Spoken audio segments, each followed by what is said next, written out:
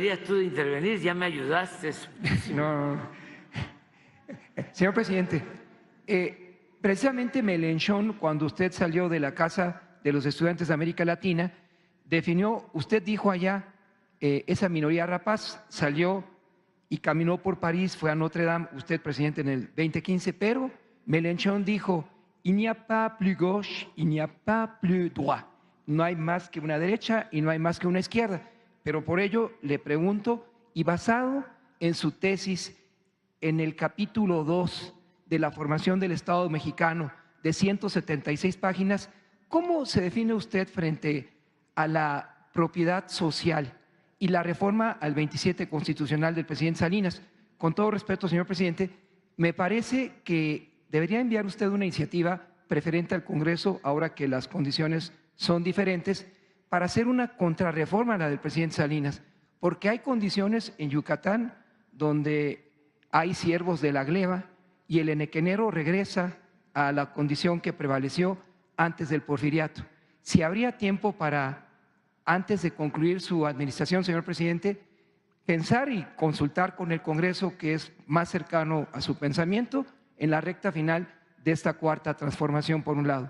Y en ese mismo sentido coincide aquel líder que usted nombró cuando cuando usted proponía a los dirigentes de las casas de Tabasco en los estados de la República, me parece Salazar en Jalapa, que decía que era el momento en reconsiderar algunas órdenes del artículo 27 constitucional, y allá en Jalapa también surgió el término de la revocación de mandato, cuando usted proponía a los dirigentes de las casas del tabasqueño en la República Mexicana. Entonces quisiera este primer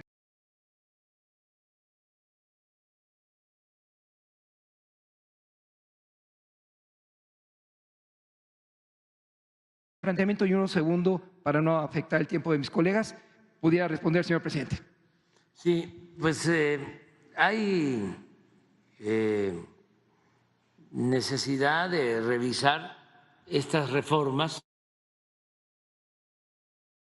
lo neoporfirista, ¿no?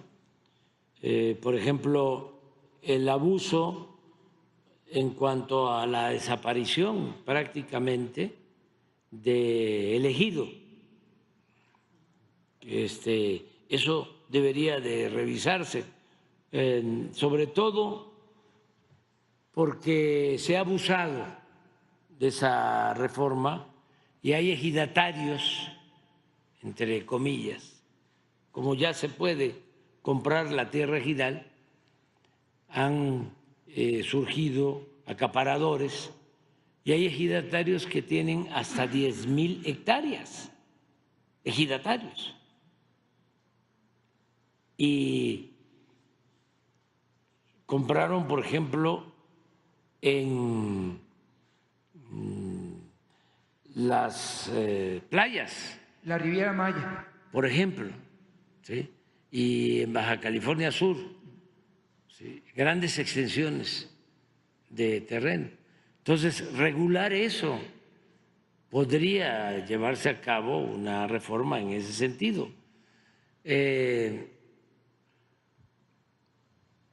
Yo ya no puedo hacerlo, pero la transformación va a continuar y siempre buscando lo que más conviene, el juicio práctico,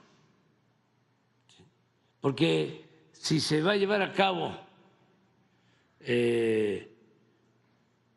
una cancelación de la reforma del 27 y va a generar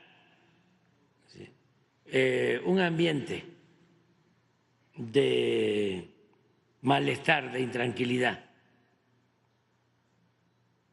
o de inestabilidad económica, financiera, que afecte al país. Hay que valorar si son malos beneficios, adelante, a correr los riesgos, pero muchas veces no son importantes los beneficios.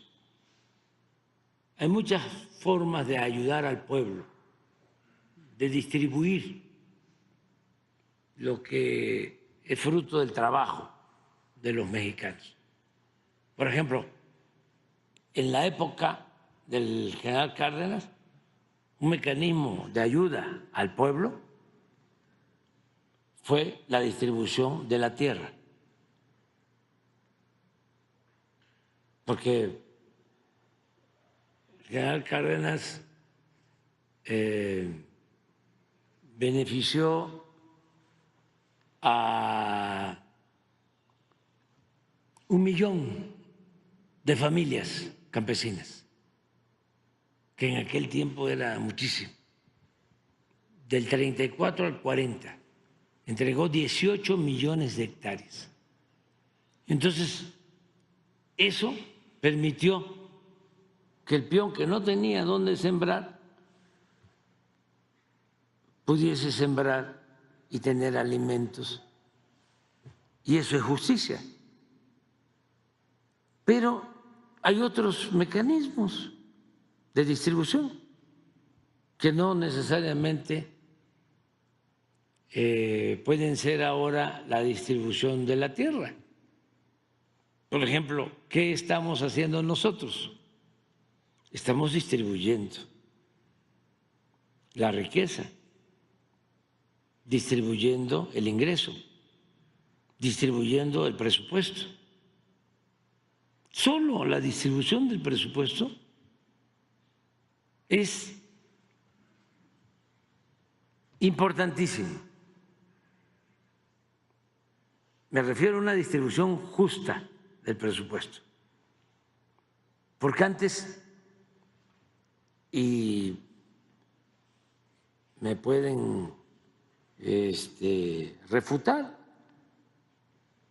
pero no había la distribución del presupuesto que hay ahora.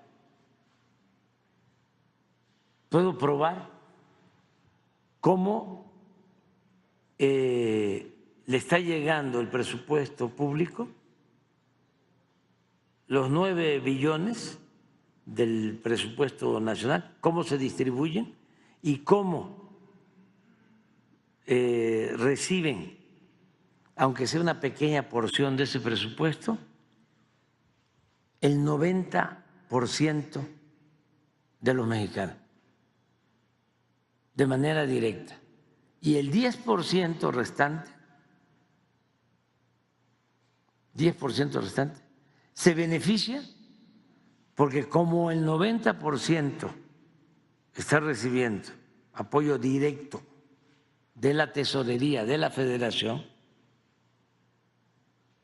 tiene recursos para fortalecer el mercado interno, tiene capacidad de compra y se beneficia el comercio y se beneficia la industria y no hay crisis de consumo.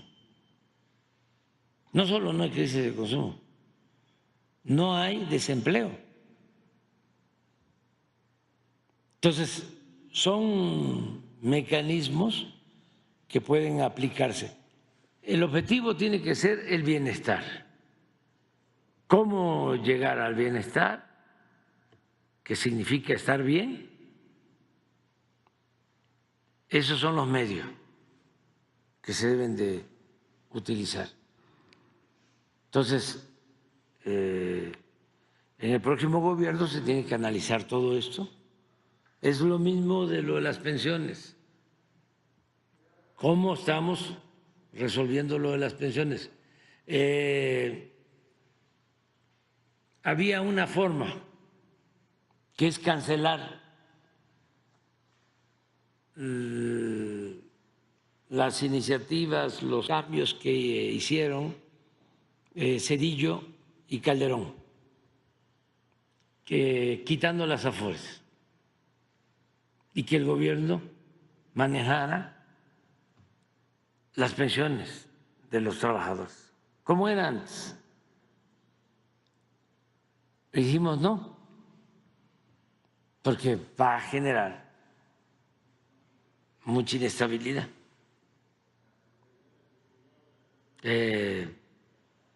¿Cómo le hacemos?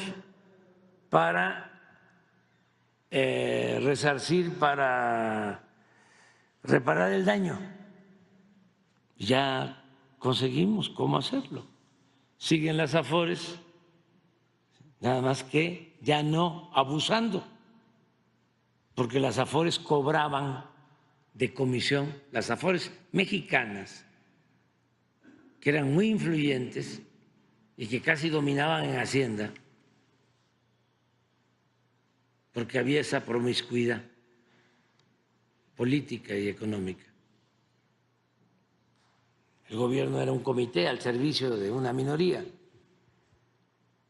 Entonces, como pintamos la raya, ¿cómo es que vas a cobrar tú más por administrar los fondos de las pensiones? ¿Cómo vas a cobrar más de comisión que lo que se cobra en Estados Unidos, que lo que se cobra en Canadá, que lo que se cobra en Chile, en Argentina, en cualquier parte? México era el que más pagaba en comisiones para Afores, o sea, los trabajadores. ¿Qué hicimos? Una fórmula. No te vamos a quitar las Afores, vas a seguir manejando, administrando. Nada más que ya no vas a cobrar ese porcentaje. Lo tienes que reducir de acuerdo a una fórmula que dio la suma y la división de lo que cobran en varios países. Un parámetro. Este es el promedio y esto es lo que vas a cobrar.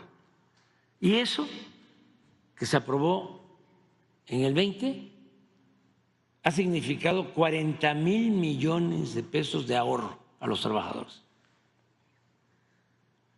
Y tenemos proyectado que para el 30 va a llegar a 160,000 millones de dólares. Pero de todas maneras, como fue una reforma bárbara en contra de los trabajadores, de todas formas no iban a recibir el 100% al jubilarse, iban a recibir con esta reforma, y también que hay que reconocerlo, los empresarios aumentaron las cuotas voluntariamente, pero de todas formas, esto también lo hicieron en el 2020, lo hicimos conjunto, el sector empresarial. Hay un dirigente, que aprovecho para mandarle un saludo, del Consejo Coordinador Empresarial, Carlos, no, es el nuevo, el anterior, Salazar, Carlos Salazar, ese ayudó a esto de que los empresarios voluntariamente aportaran más, porque ellos mismos sabían que era una gran injusticia la reforma esta de Zedillo. Un trabajador que ganaba 10,000 pesos, al jubilarse iba a recibir 2,500, así, cuando mucho 3,000. Entonces le fuimos subiendo, ellos aportaron esto de bajar el cobro de las comisiones, pero de todas maneras se llegaba al 60. Si ganaba 10,000, le iban a dar 6,000. ¿Qué hicimos ahora? El fondo de pensiones, para darle los 4,000, y que si ganaba 10 cuando se jubila, si gana 10 cuando se jubila, reciba los 10. Entonces, no cancelamos las Afores y logramos el propósito de que se hiciera justicia con los trabajadores pensionados. Todavía nos falta lo del ISSSTE, pero ya hay una iniciativa con ese propósito, que fue de las que presentamos y va a ayudar también mucho. Entonces, por lo del 27, ¿no?, que puede hacerse siempre y cuando se busque que no sienta la gente que tiene estas tierras que es una expropiación. Acabamos de estar ayer con los yaquis. Me dio un gusto, bueno, a todos, porque por primera vez, después de que el general Cárdenas les dotó de sus tierras o les reconoció sus tierras, que Porfirio Díaz se las quería quitar, y como no se dejaban, resistían, les declaró la guerra a los yaquis. Y hubo, se calcula, alrededor de 15,000 yaquis asesinados. Se compró armamento para el ejército porfirista, para esa guerra, armas modernas. Se mandaron miles de soldados y deportaron a miles de yaquis también a trabajar como esclavos en las haciendas henequeneras de Yucatán, en las haciendas cañeras. Una gran injusticia, un exterminio. Entonces, estamos llevando a cabo el plan de justicia al pueblo yaqui, como otros planes, y ayer ya les restituimos en total, durante nuestro gobierno, 45,000 hectáreas.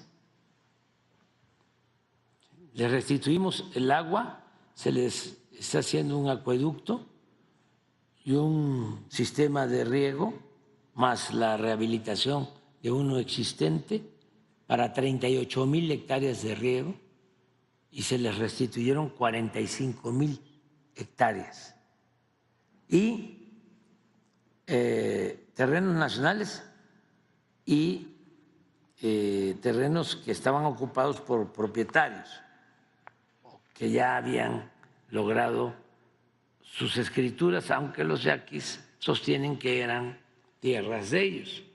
Entonces había ahí una disputa por la tierra, una lucha por la tierra, y no actuamos de manera arbitraria. Hablamos con los propietarios y les compramos las tierras y se les entregaron las tierras a los pueblos, y los propietarios quedaron conformes y es justicia. Por eso, regreso, es muy importante seguir combatiendo la corrupción, porque si se combate la corrupción hay presupuesto, y teniendo presupuesto se pueden resolver muchos problemas, se puede ayudar mucho a la gente. El problema no es la falta de presupuesto, el problema es la corrupción. Si no hay corrupción, hay presupuesto. Y si hay presupuesto, hay manera de ayudar a la gente, de hacer justicia.